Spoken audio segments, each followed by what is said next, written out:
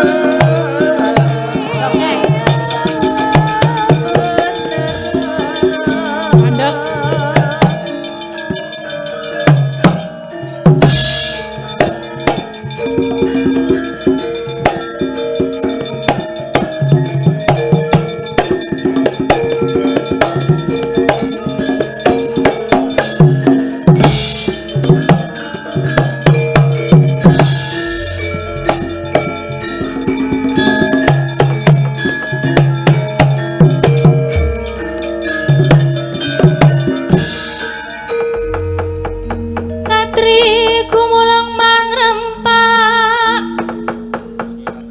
Korto gorareh kakiri sepino to iki nemro oh selendro wae geng selendro geng oke bagus nemro tret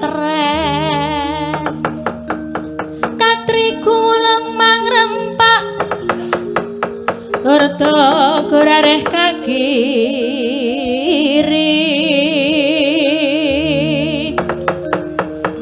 Rananggono gawe kelar ira wang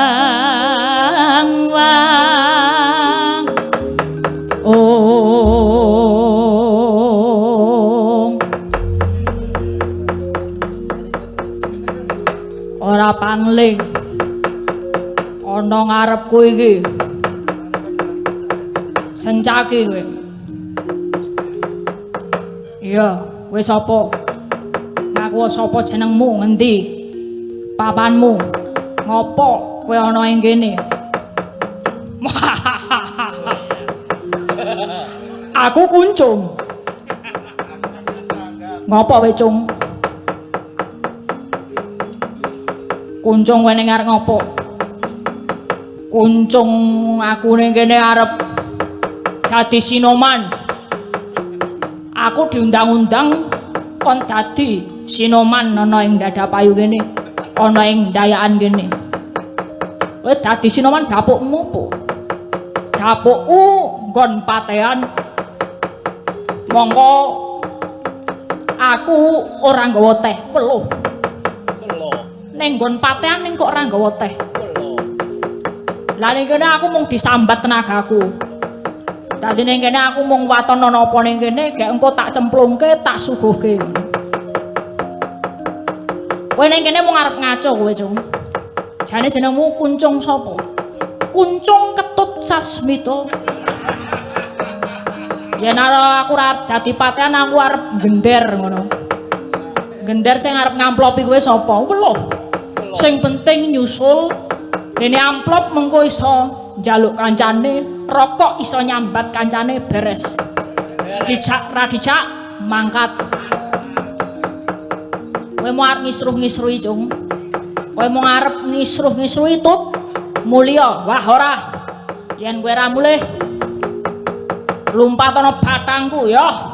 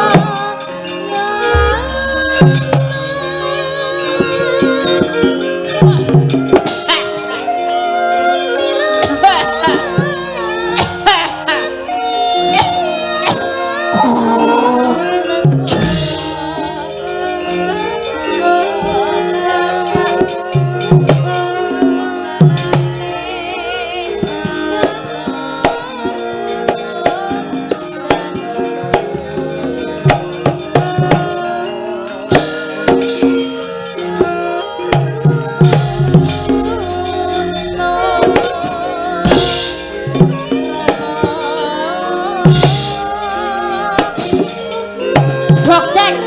Ya, dar. Fuh.